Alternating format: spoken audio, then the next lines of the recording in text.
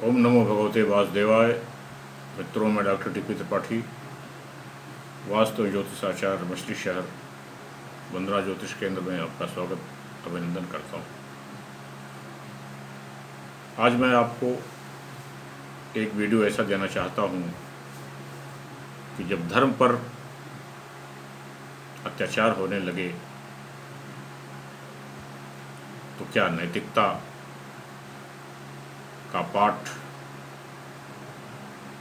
उचित है। महाभारत समाप्त हो चुका है।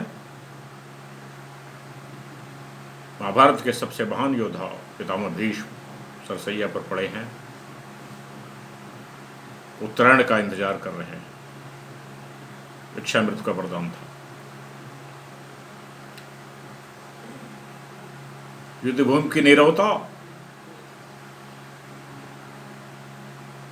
और तमाम शवों के पड़े हुए हैं योद्धाओं के, टूटे हुए उनके रथ हैं, बैल घोड़े मरे पड़े हैं।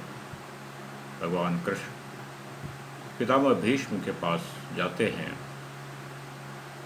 पितामह भीष्म थोड़ी आहट सुनते हैं।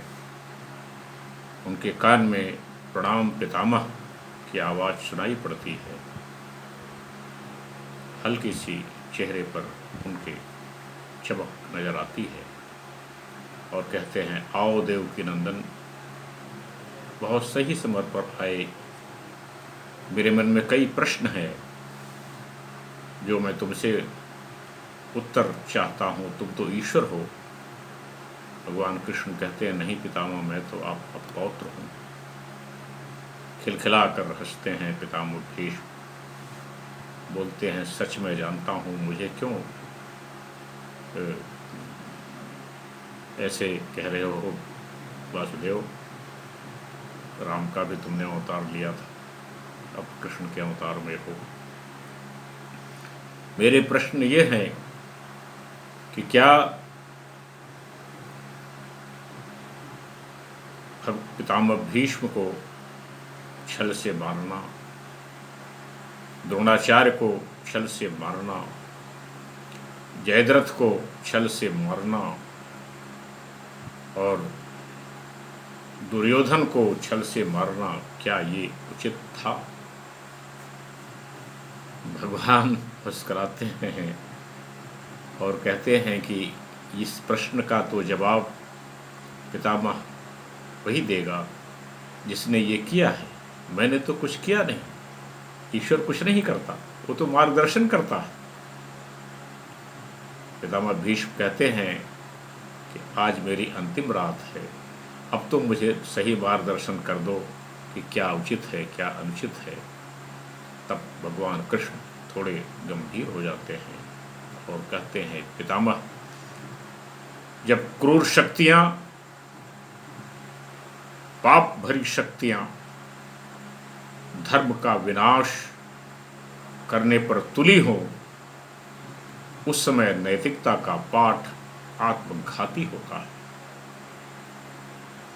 इतिहास से हम सीखते जरूर हैं, भविष्य से हम सीखते जरूर हैं, लेकिन निर्णय वर्तमान के हिसाब से लिया जाता है। अगर क्या आप चाहते थे कि धर्म हार जाए और अधर्म विजयी हो जाए? पितामह ने कहा, नहीं, मैं ये नहीं चाहता था। आदमी को ईश्वर मार्गदर्शन करता है। उन्होंने कहा, मैं कहीं तुम्हें दिखा? मैं तो युद्ध किया भी नहीं, मैं तो सारथी बना रहा अर्जुन का। तो तुम मेरे ऊपर, आप मेरे ऊपर पितामह क्यों हो? पितामह मुस्कुराए, बोले, नहीं यार, तुमने मेरा मार्गदर्शन कर दिया।